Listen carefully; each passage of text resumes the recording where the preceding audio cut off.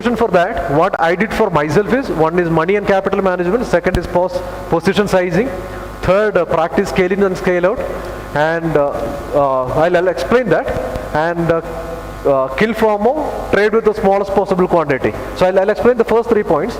So money and capital management. So how I tackled this, because I do the option buying and selling. So when I buy options, I would like to take the aggressive position and ride it. So the problem earlier, what used to happen is, I used to keep all the capital in the trading account. When I take a position, I'll manage my proper risk, and if the trade is going in my favor, everything is like very rosy, and I'll be a perfect trader and everything. But when the trade goes against me, I do all kind of mistakes. I might use entire capital to take the position, and I might lose really big.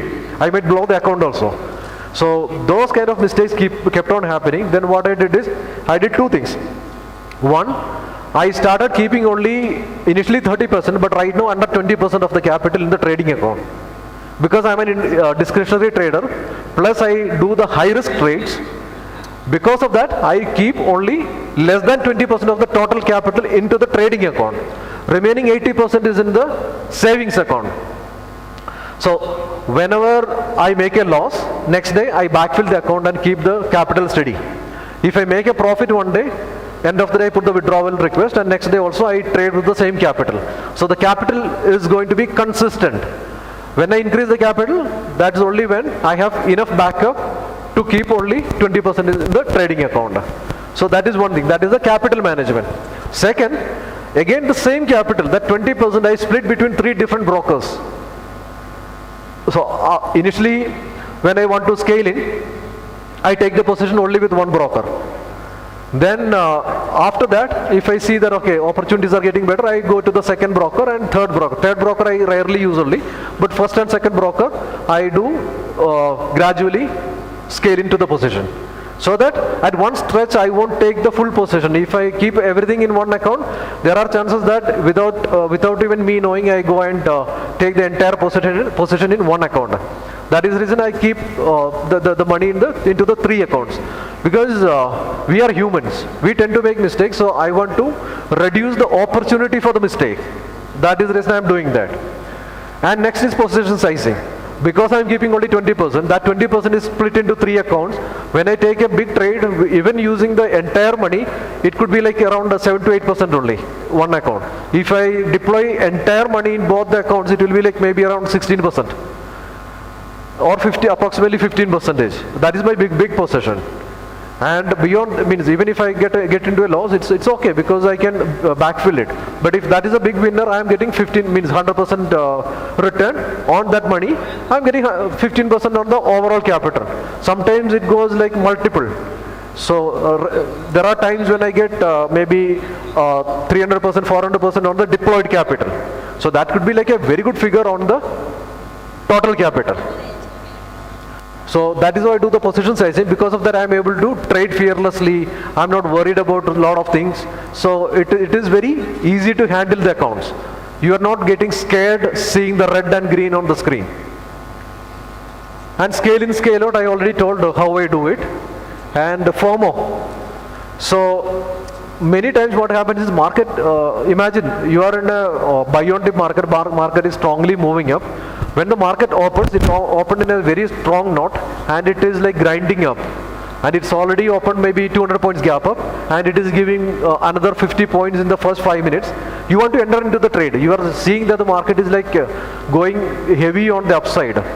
So it is very difficult for me to enter a trade at that time, because market is already, means it's bullish, that is true, but it is already gone up and it's already a gap up. I want to wait for a dip.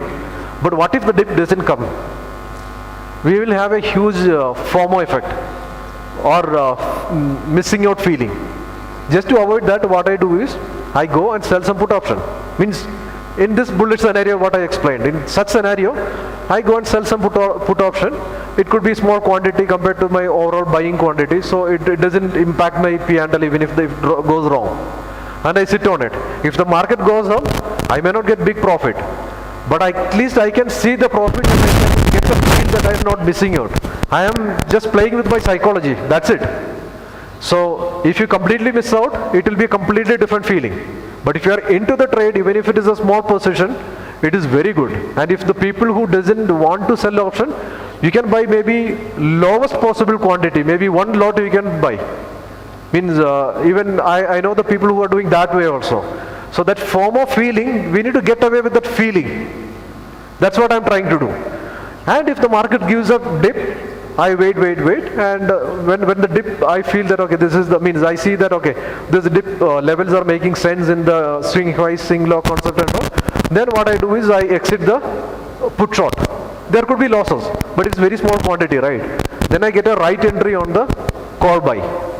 So it is just a trade around or a manipulation or playing with your psychology part only. I do that for getting the right psychology while I'm in the trading.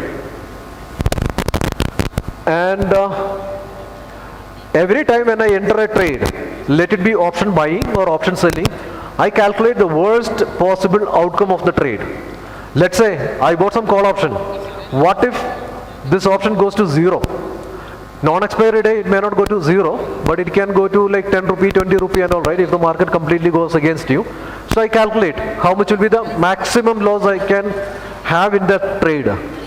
I calculate, then I do check my financials, if that is okay. If it is okay or if it is not denting my financials and psychology, I stay with the trade comfortably.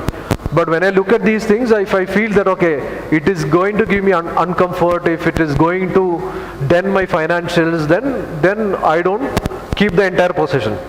I reduce it. So the position sizing is always up to the limit of my risk tolerance. The worst possible outcome I look at, and for the worst possible outcome, if I cannot afford it, I reduce the position sizing. So my total position sizing is always up to my worst possible outcome. And risk reward. And if you go to any nook and corner, you can see people talking about the risk and reward, right? Risk reward ratio. More than probability, risk reward ratio is important in trading. Everybody knows that. Everybody in the world, trading world, knows that the risk reward is far important than the probability. Probability is important. It has to be at least 50%. You need to have at least 50% winning ratio. Means it can be 40% also if you have extremely good risk reward ratio. But in any case, you need a good risk reward ratio to be a consistent winner. So the people, I'm not talking about the professional scalpers like Shiva or the way he teaches, but the people who are coming into the trading, usually what they do is either they do the scalping without knowing the tricks, and some people will be doing the option selling. Both are of the same category. You keep on selling options, you make money gradually, and means small money you keep on making. One day when the market goes against you, you lose more than what you earned in 10 or 15 trades. That is how the option, means novice option sellers are losing the money. Same goes for the novice scalpers. They come, every day they keep on scalping, making small money. You enter into a trade, you see 10 points, you see a 1,000 rupees green in the screen. Okay, I'm in green, exited. Next day also do same, or multiple times in a day you do that, and one trade it is not working, it goes against you. So 1,000 rupees red, 2,000 rupees red, 4,000, 5,000, 10,000, 20,000, maybe 50% of your capital is gone in the trade, right? So I have seen it time and again with many people who are doing the scalping without training. Also the option sellers who do not have any proper training or any proper background. People who are doing it without knowing the risk. So that is the reason risk reward is very important. So when I take a trade, one thing I calculate the worst possible outcome. That will be my risk, means the risk appetite. Second, I look at the most probable outcome. I buy an option for 300 rupees. The worst possible outcome can be the total loss. That is very rare outcome. I should be prepared for that. But for my risk reward calculation, I don't go with that. I look at what is the most probable or possible outcome. It could from 300 it can go to like 250, 200 or 150 and all. If the market moves like 300, 400 points against me, usually it can come to about 150 rupees. It can be around 50%. So that is the most possible worst outcome. So I consider that as my risk. And if I get the similar kind of rally, if there is a probability, high probability for a rally, And if the similar kind of rally which is possible, if that comes in, what will be my reward? It has to be more than that 150. If the risk is like, the possible risk is like 150 rupees, the possible reward has to be way above that. I should be able to get a movement which can compensate me more than the risk I am taking. So what I am defining is like the cost of being wrong should be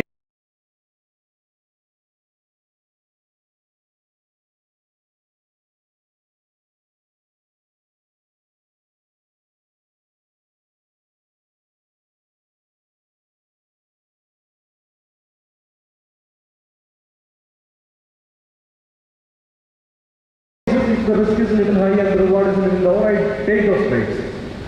7 times on the expiry day and all, you see those kind of trades, or even non-expiry days also, there are times when you get that kind of trades.